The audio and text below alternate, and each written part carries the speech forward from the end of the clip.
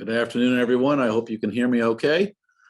We are here at the School of Business and really excited to be part of this. I'd like to thank Tamara Cunningham for that previous panel. It was a really good one, and it's been a pleasure to work with Tamara as we've been advancing our international education efforts. And I look forward to working with her to continue the infusion of global awareness into everything we do here at the School of Business. You know, such an awareness is really critical to ensuring that our students are well positioned to thrive in the New Jersey economy and around in the area. And I'm so pleased that our business school has been able to connect with our new partner at the Guarini Institute for International Education and Economic Mobility.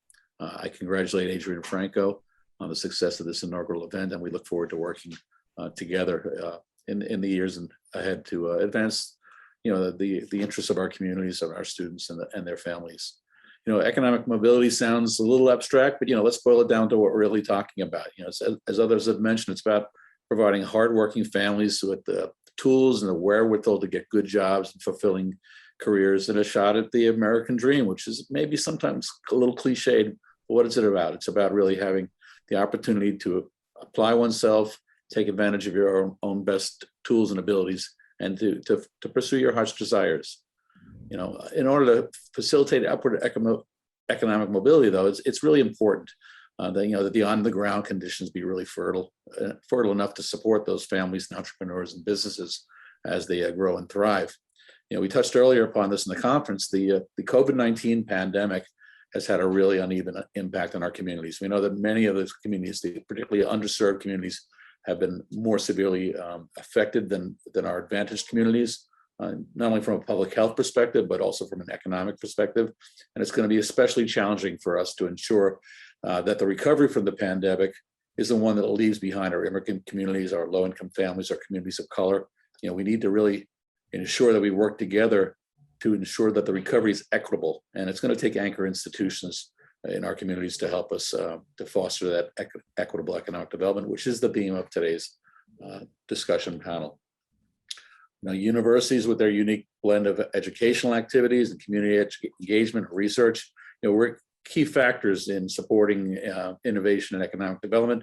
Here at the School of Business here at NJCU, we pride ourselves on being a game-changing institution for the community. We're proud of the fact that we are a truly global business school. We estimate, our last estimate is that we have about 63 languages that are spoken here at the School of Business by our students and our faculty. And they interact with one another and merge in a way that provides a really unique classroom and learning experience. But universities aren't the only anchor institution. We need governmental institutions, we need financial institutions, social institutions, all to come together to provide support for business and workforce development. Fortunately, we have speakers with expertise in all three areas with us today. So I'm going to introduce our panelists, Andrew Bossie, Katie Hall, and Catherine Scangarella. And I'm going to ask, after I introduce them, that they can just take a few minutes, maybe tell us a little bit about their organizations and research interests before we get going on the questions and answers. And I'd just like to urge the folks, our viewers, to feel free to take advantage of the chat function to submit your questions, and we'll try to get to them, as many of them as possible as we go through this. So let me just start off with our speakers and introductions. Andrew Bossie is the chairman of the economics department here at NJCU, and he's an assistant professor. His research studies the effect of fiscal and monetary policy with focus on the effects of the fiscal monetary policy shock of World War II in the U.S. economy. He's presented research on income and World War II contract spending, tax changes, financial channels, and rethinking the World War II economy. As a fellow economic historian, I'm really happy to have Andy here, and welcome to this panel. Katie Hall is the founder and CEO of Claira. It's a competency matching platform that connects people to work instantly, and it's based only on what they can do. Katie spent 8 years in global workforce development, building competency models and helping companies and policy organizations prepare for the future of work. And having worked in many types of jobs, cleaning hotel rooms, making sandwiches, assembling windows on a factory line, she believes valuable competencies are used in every role, every day, everywhere. It's not, the problem isn't just people, it's the hiring system. And I couldn't agree with her more. I'm really happy to have you here, Katie, excuse me. I'm just looking ahead a little on my log here. And last but not least, I want to introduce Catherine Scangarella, and she is the Chief Business Development Officer at Choose New Jersey. She is sector lead for life sciences, clean energy, advanced manufacturing. Choose New Jersey is New Jersey's leading nonprofit economic development organization, and she leads a business development team and oversees the organization's national and international lead generation, prospect management, and business development strategy for all key industry sectors. She also oversees our Choose New Jersey's India and Europe offices, and several of the people on this call have been fortunate enough to partner with Choose New Jersey on many of those overseas efforts. So to kick things off, I'm gonna throw this to our panelists, as I mentioned, to maybe speak for about 5 minutes, a little bit about their research, their interests, and we'll lead off with Andy. Andy Bossie, please take the floor and tell us what you're working on, what you're thinking about. Yeah, so as an economic historian who studies World War II in particular, over the last year, I guess, really in particular, I found my job has kind of been to remind people of what is possible in terms of solving collective action problems, right? So World War II, the collective action problem was defeating global fascism. We currently are dealing with stacks of crises, the COVID crisis, and of course the looming climate change crises. And so within this context, I think it's really useful to talk about what was known as the Reconversion Recession, the sort of period from say 45 to say 1950, where very much like the economy of today, what we saw was a massive labor market reshuffling, right? 13 million men had been taken out of the civilian labor force into World War, to fight the war and support the war. And actually another 8 million people who would not have traditionally been in the labor force, about half of them women, came in to fill the gap that had been created by this sort of huge outflow of labor. After the war, much like after COVID, the labor market had to go back to normal, right? And actually we saw a lot of the problems that we see today, we saw after the Reconversion Recession, right? So for instance, in the COVID recession, we saw 20 million people go out of work. About 16 million of those people were counted as unemployed, and then another 4 to 5 million people left the labor force entirely, right? So this is, out of a labor force of 160 million people, that's a huge percentage of the labor force that has now been shuffling around, right? And so now is a really good time to start thinking about all of these issues of how do you manage a labor market reshuffling. Of course, this is one of the lessons that World War II helps us learn in a lot of ways, because there was actually very successful. The post-war recession was very mild. By 1950, the economy had almost completely recovered. It was almost as though there had never even been a war, and there were a lot of elements of that. I want to focus very particularly, because we're talking about higher ed and economic mobility, on the GI Bill, because I think there are some aspects of the GI Bill that people don't remember, right? We know, the veterans came home and they could buy houses and they could go to college and stuff like that. But actually, the policy was put in place intentionally to foster economic mobility, right? To give veterans, a labor market advantage. And also, it was designed to be a kind of labor market management tool. They knew there would be a big flood of veterans coming in, and this was a way to sort of keep veterans out of the labor force so that the labor market could adjust to the new economy, right? So the GI Bill included more than higher education, and so about 8 million veterans took advantage of the GI Bill education provisions. About 2.3 million of those specifically were in higher ed.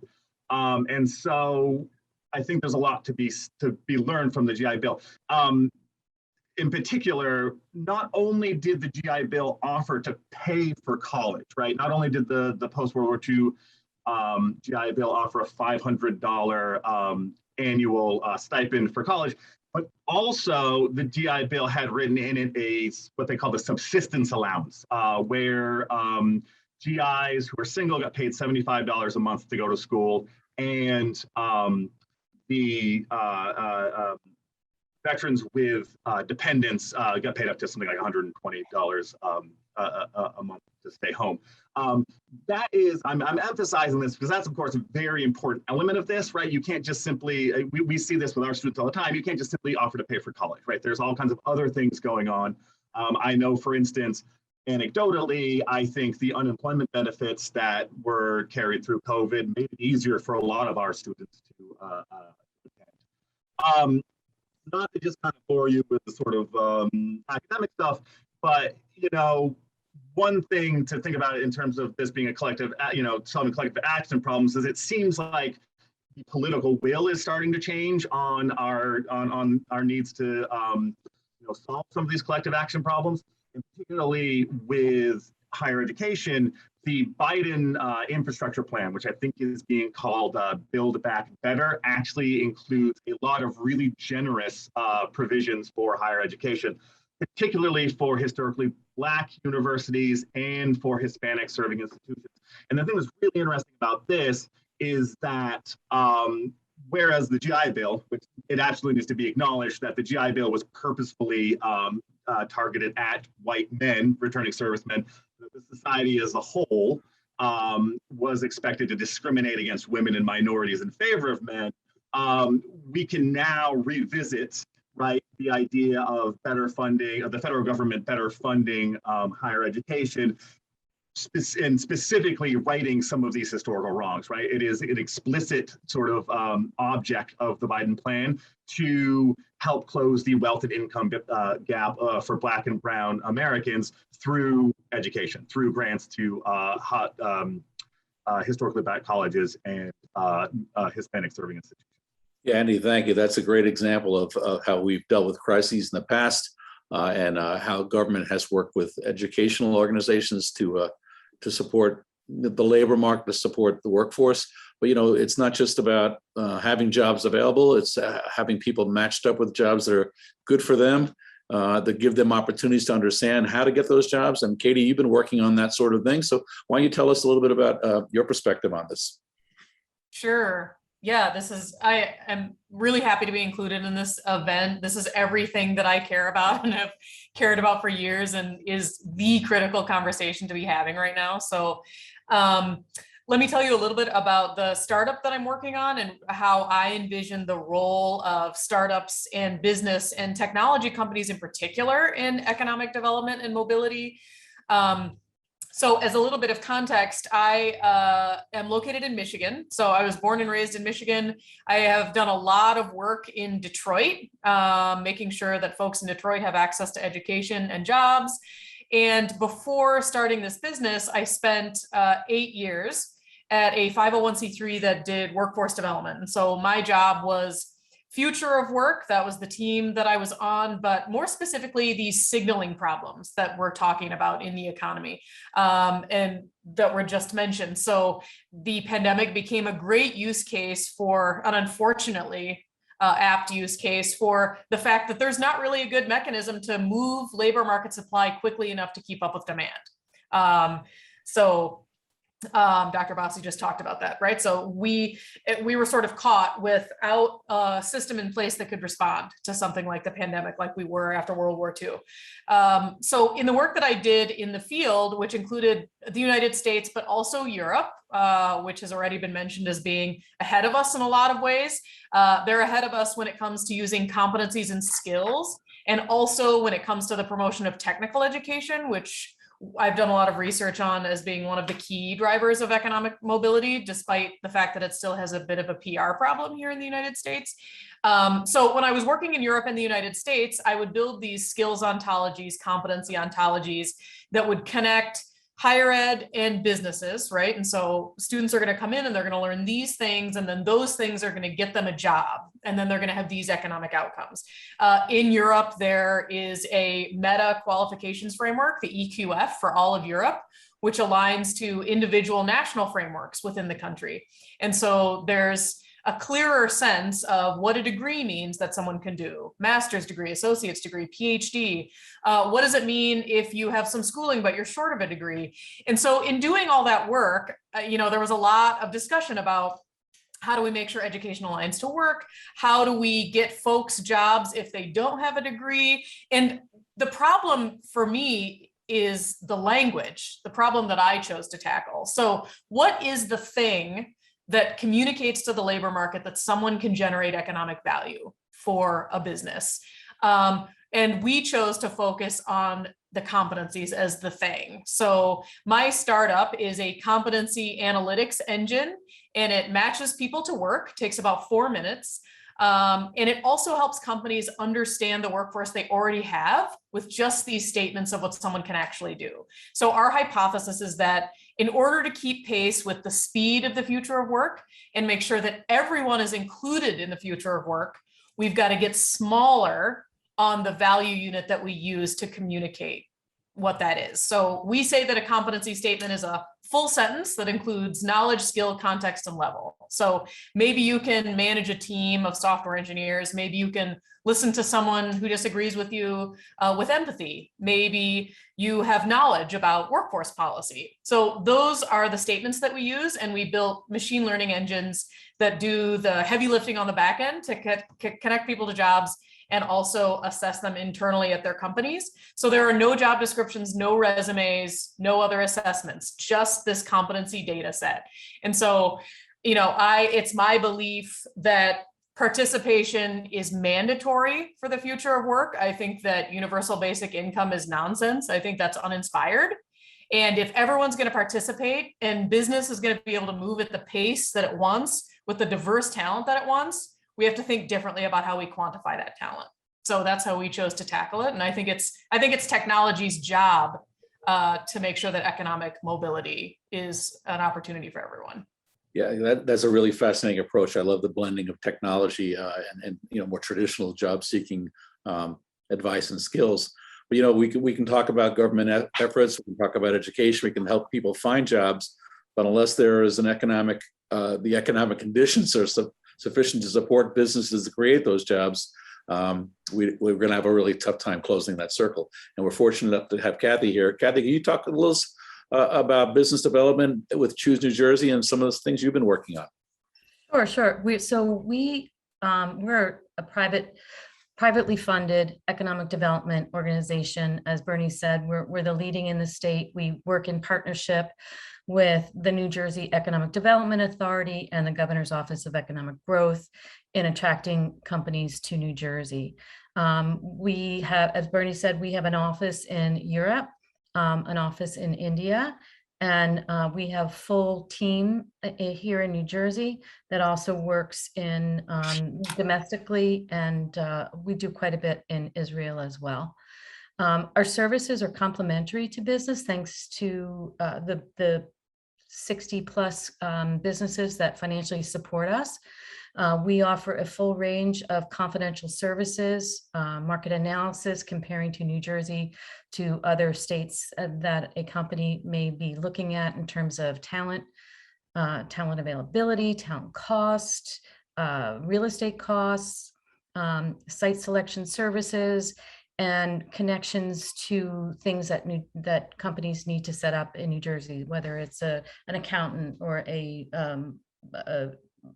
payroll company, a lawyer. But one thing that we find extremely valuable to us, we have over 11 universities that are part of our membership, including New Jersey City University, and many tech and life sciences. It's critical for them to partner with universities here in New Jersey, whether it's a university to university collaboration or a university to industry collaboration. And it's critical to us in the work that we do, attracting companies here.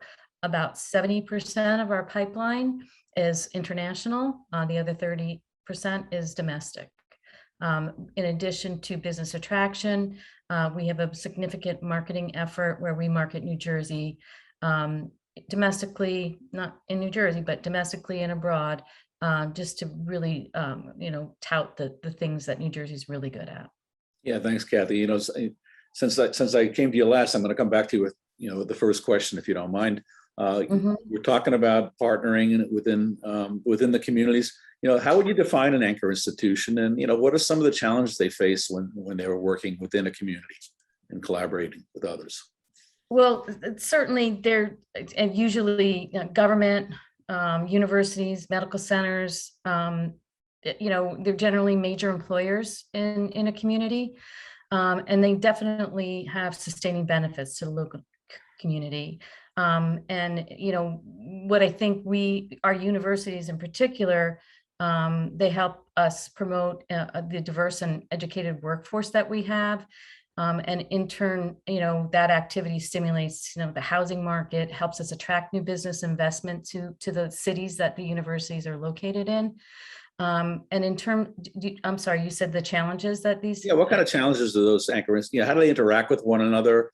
What are some of the things that go relatively smoothly and maybe some of the things that are a little bumpy and we need to figure out how to do a little better? Well, for us, it's interesting. There's some great medical network of centers in New Jersey. We've got some of the biggest regional networks in the country. I think one of the things that they do well, and this is, I think, relatively new, they're not as parochial as they used to be. So, just an example, Hackensack Meridian Healthcare will now speak to Robert Wood Johnson Barnabas, will now speak to, Rutgers University, the medical schools, both talk to each other. So I think one of the things New Jersey is doing really well is that we're starting to see, friendship among universities, medical schools, and medical centers. As I do a lot of work in life sciences, and in the last 10 years, I've seen a huge difference in the interest of working collaboratively.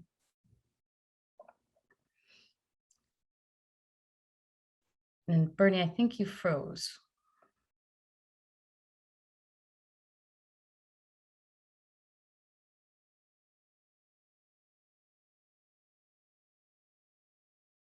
Am I frozen? No, you're fine. Okay. Thank you, Gary. I think I'm back. Can we hear me now? We can hear you now. Yeah. Everybody froze.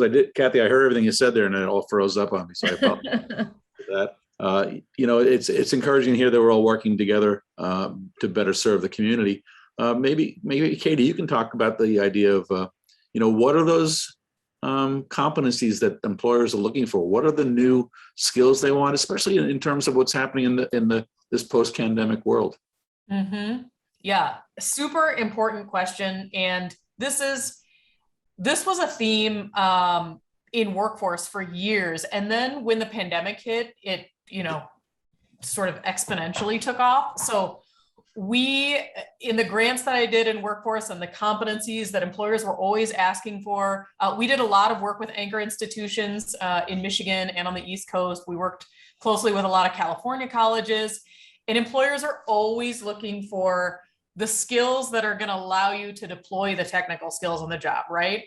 The soft skills, for lack of human skills, employability skills, whatever you want to call them, things like communicating, listening, managing a team, embracing new challenges, learning quickly.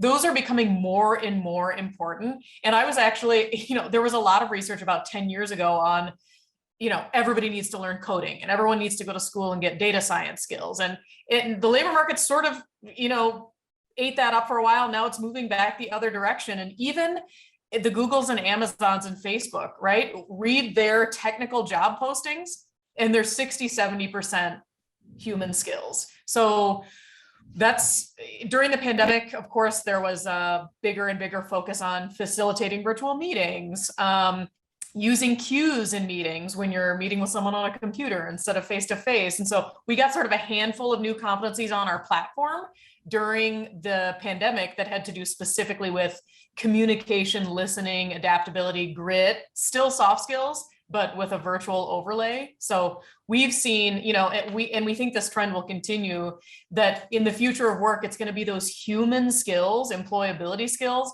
that allow you to keep up with the fact that cyber is changing every 60 days, and so is data science, and there's always going to be a new programming language and that sort of thing. So we routinely hear that from big employers, small employers, and in the work that we've done with anchor institutions.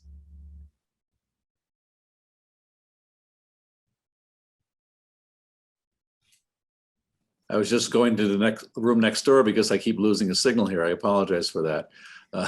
Thank you for that, Katie. Andy, we were just talking about skills and and ways in which we have to make sure that our students can keep up. Tell us about, how things changed in the higher ed industry, and as we came through this pandemic, how did it affect faculty? How did it affect our students? Well, I will say the one big lesson we learned is that I don't think MOOCs are going to be much of a threat in the future, right? These massive open online classes we're seeing, in the 2010s as a big threat to higher education.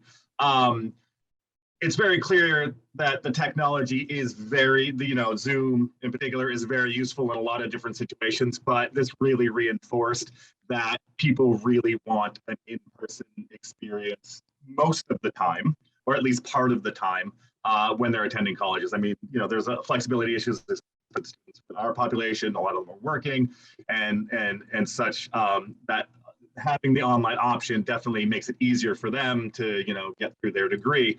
But I will say, I'm very glad to be back in person among my fellow humans. And I know that is, I think, an overwhelming sentiment at the university. I think in terms of our students, they have weathered COVID. They are continuing to weather COVID. I think, they very much know that the future is going to be different for them, both in terms of technology and in terms of, sort of job market outcomes, what kind of economy that they are going to be graduating into, right? Unemployment for 20 to 24-year-olds is much higher than it is for everybody else. And even unemployment for 25 to 34-year-olds is higher than the average. And again, the traditional idea that African Americans and Hispanic students are going to have a higher rate of unemployment.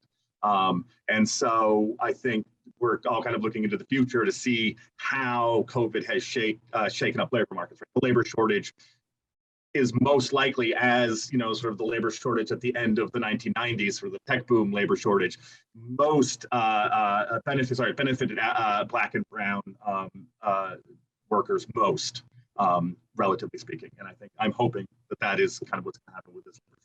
Yeah, it's all about that interaction with all these various aspects that we're talking about. Anchor institutions is the theme here. Kathy, I'll come back to you. How does an anchor institution, affect the economy? How does it help with employment or generating tax revenues? How does it benefit people? Well, I think New Jersey, we're really, really lucky. We have great universities here, giving us a talent pool that's second to none. And that is one of the primary reasons that companies look to New Jersey and come to New Jersey. And they're always looking for connections to, be able to hire graduates from our university systems, but tech, especially life sciences, especially. It really our universities make our jobs easier, because usually the number one thing is we want to see who you have in your labor force, what's available, and how can you help us hire them. It's a gift, really. It's the easiest thing that we do. Yeah, and I'm getting a question coming in here that's kind of related to this. Maybe I'll throw this one over to Katie. What can an anchor university do to attract and provide better experience to more students in their undergraduate and graduate studies, especially during a period of rising costs and high job market uncertainty? As somebody who connects people with jobs or helps them, what would you be advice for folks like us here at the university? Yeah, I mean, everybody's having to think differently about how we attract students, attract talent, attract employers. So we, when we did a couple of projects with anchor institutions in different states, there's opportunity now to reach them online through non-traditional means, right? So, where are they? Where are the students in your community? What do they do online? What do they care about? And can we find them there? So we did an interesting project in the Detroit area where we sort of went to the non-traditional social media networks, right? They were chatting on Reddit forums, and they were talking to potential students on Craigslist who, had their own little businesses where they were selling things. And so, they're big companies like anchor institutions because they have a great pulse on the community, right? They should reflect the place where they're offering education as a public good. And so they tend to be incredibly diverse and incredibly well equipped to service business in that area, as Kathy described. So when we were working in a group with larger companies and startups, we were trying to access the students through social media and, of course, different marketing campaigns. We were trying to reach them in the places where they spend their social time or off time. Because sometimes, they get sort of the dream in their head that they want to go out of state, or, they want to go to institution X that their friend is going to, or that they heard about, but not everyone has the same opportunity and not everyone has the same information. And so there's an opportunity because of the pandemic to make sure that we level the playing field as far as information that's out there and make sure that everyone knows what the opportunities are, but also to communicate the value of an institution like NJCU as opposed to X college out of state, because students are getting jobs and employers want that talent and they want diverse talent, and that is a business case for putting your student loan money at a college like NJCU. So we did some interesting work on that, and just what is the message and where are you telling it, and how can you find the students that you want, sort of where they would spend their time naturally. Easier said than done, but lots of interesting work underway. Yeah, it's a fascinating time with all this change and all these shifts that are going on, both locally and globally. And there's a question coming in here that relates a little bit back to what you spoke about earlier with the GI Bill and some of that post-World War II thing. The question is, as we see many students change their plans to pursue degrees due to high uncertainty out there, what do you think that policymakers and leaders should consider, governmental leaders, I suppose, and business leaders should consider doing in terms of helping the education sector do a better job of matching students up with the needs that are out there? Oh, that's a good question. I think one thing that, sort of, I guess, from a governmental perspective, or even actually to kind of go back to what Katie was saying, is what I think schools should and could be doing a better job of is sort of shepherding their students from the beginning to the end. I say this as a first-generation college student who dropped out of college the first time they went because they didn't know they could, because I didn't know I could drop classes, right? So I failed out.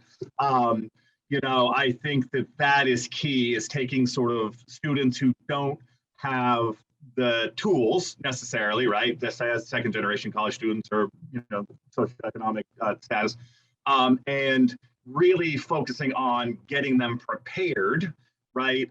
Again, with degrees, but also with soft skills and everything like that for the job market. And that requires more resources, right? And so, that's obviously the federal government, I think, really should be focusing on that, and hopefully some of the Biden infrastructure plan includes some of that.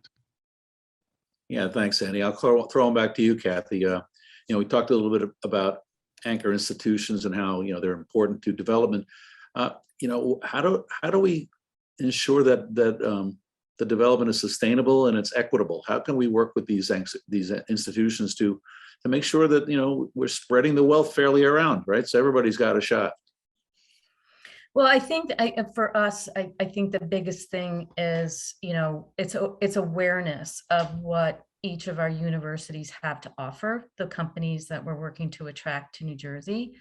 And I to be honest with you, I think that is, upon us at Choose New Jersey and the Economic Development Authority to truly understand what each of the universities offer and how we can help industry connect. And, and as we were just talking about, one of the things that I did many years ago, it's probably about 10 years ago now, but it's probably one of the things I'm proudest of, is connecting industry to a university where we were working with a company that was looking to get a federal contract to expand in New Jersey.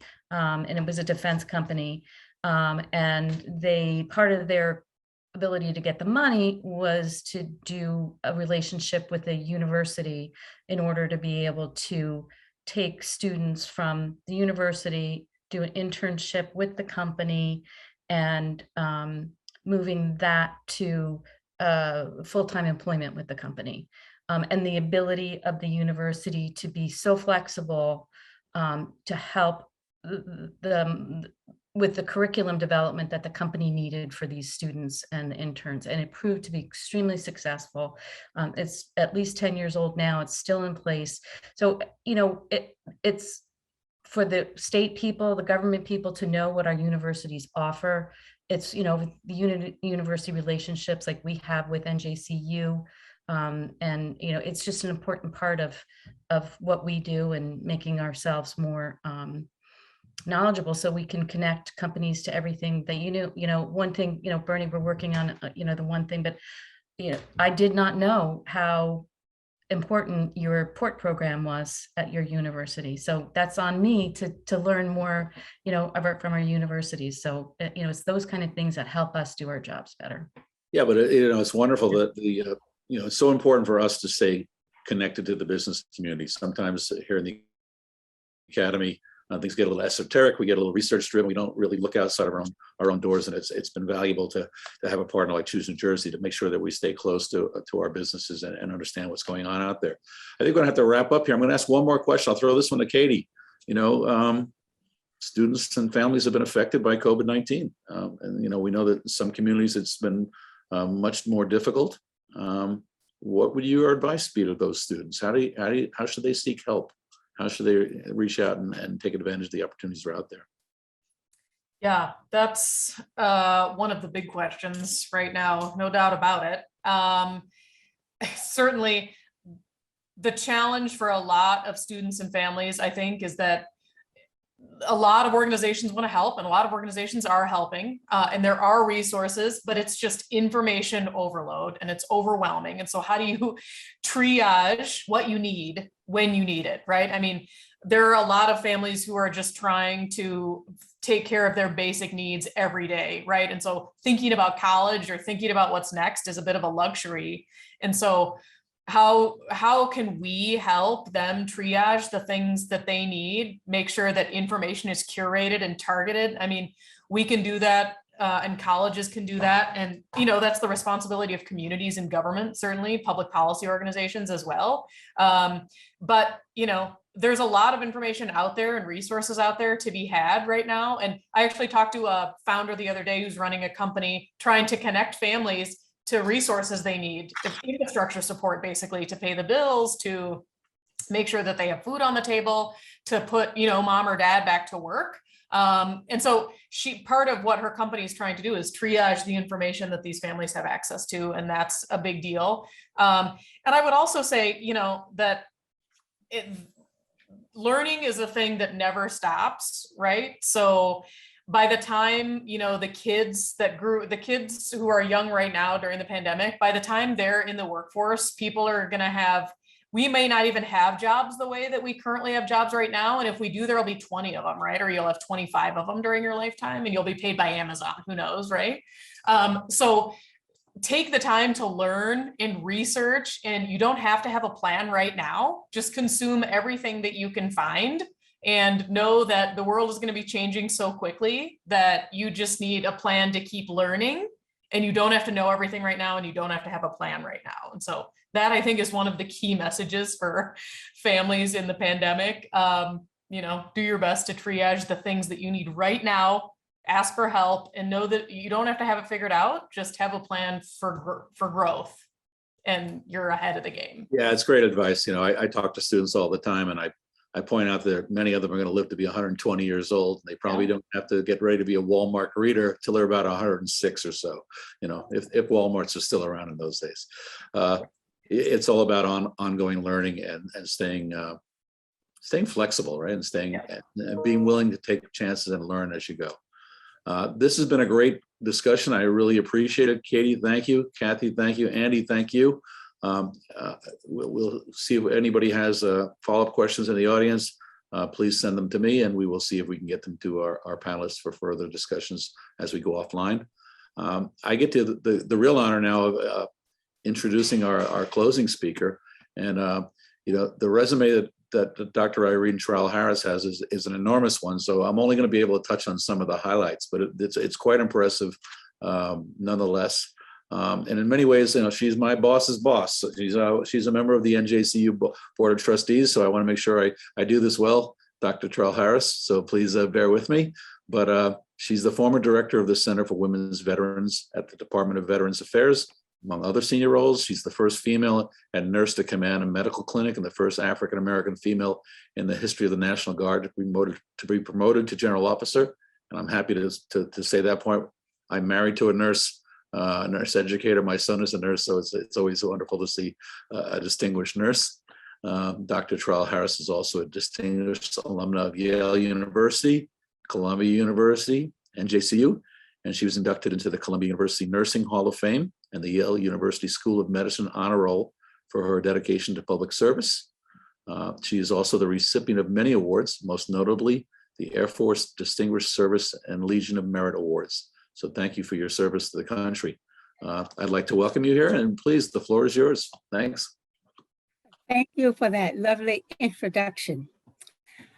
In reviewing numerous articles and listening to experts about COVID-19, I will mention 6 roles for university economic mobility after COVID-19. The first role, for economic mobility, the university must provide safe, high-impact educational experiences at locations around the world, while providing the highest quality of service. This directly impacts the university's ability to recruit and retain students. Without students, recovery will be limited. The second role, for economic sustainability, the university must widely use all forms of support, federal, state, local, donations, and grants. This includes the CARES Act and stimulus funds to deal with the pandemic. In addition, for economic recovery, it is crucial for the university to collaborate with state and local officials for support. And I know JCU is doing this now. The third role, a university must assure that the program is an equitable and inclusive public asset nationally and internationally. Now, the fourth role is social mobility. Visa restrictions and COVID-19 policies will be the major barrier to international academic mobility for students and faculty. The university should help students understand visa and travel policies, since there are frequent changes due to COVID-19 viruses. The fifth role, the university should increase the offer of virtual international education for innovation and economic sustainability. The final role, which is the sixth, I believe is very important. The university needs a cohesive team to maintain economic mobility. Remember to take care of the staff and students, including health, COVID-19 safety, benefits, and social support. NJCU collaboration is crucial for economic mobility locally and international. From the presentations I've heard today, NJCU is doing that. It is really nice to hear all the initiatives that's been put forth, and I'm particularly interested in the ones you mentioned about the military and the GI Bill, and some of the programs that are helping our low-income students get that background knowledge they need before they get to college. So having food security, a safe home, having those nice experiences in grammar school, preschool, that is going to prepare our students to come to college. And it takes all of us.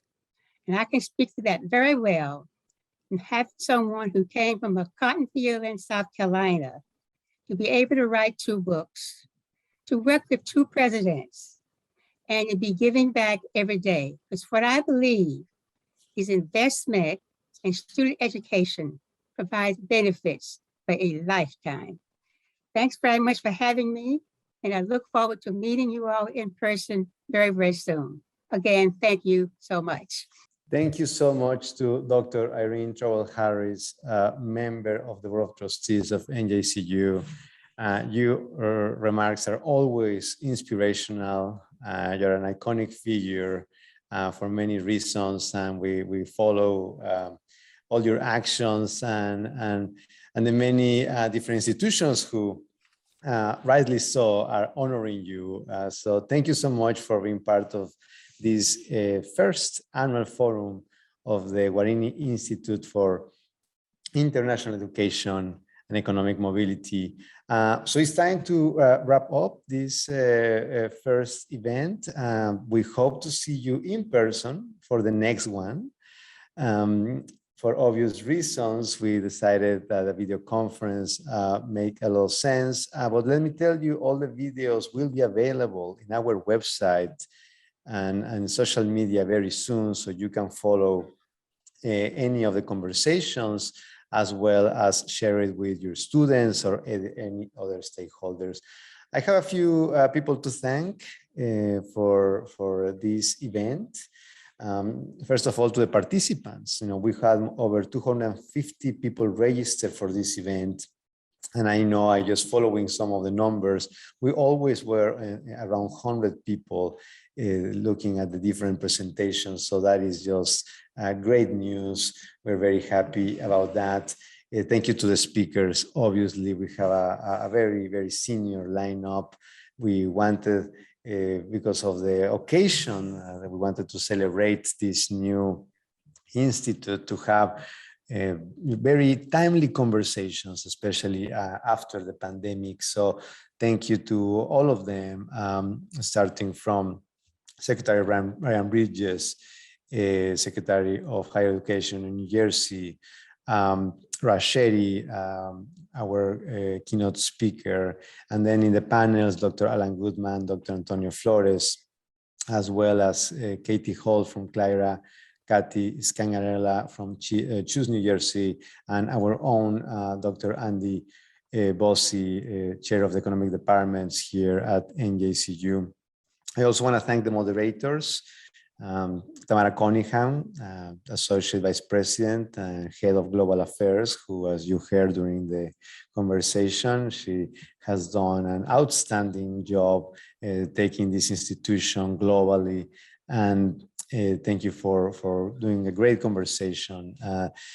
Dean McSherry, the inaugural Dean of the School of Business, who is also a great partner of us and had another very interesting conversation on Anchor Institution. Thank you to you. I want to thank Provost Tamara Yashi and her team in Academic Affairs for all the support that she gave us in this event. And very, very especially to Dr. Sue Henderson, President of New Jersey City University, the champion of the Guarini Institute, the person who had a vision for it.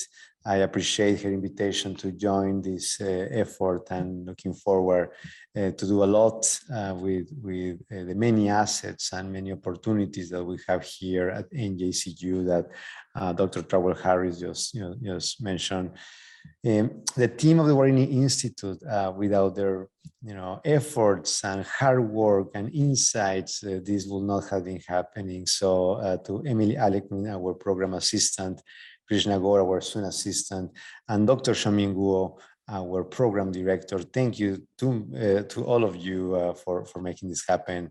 It has been a terrific team, a fun team, and we have done a lot, I think, in these 6 months. So congratulations.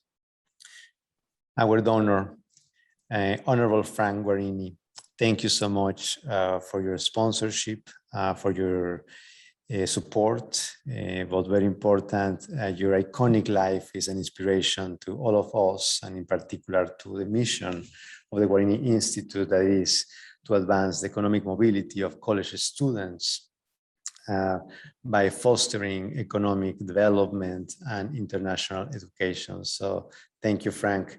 To all of you, thanks for joining us. Have a wonderful day.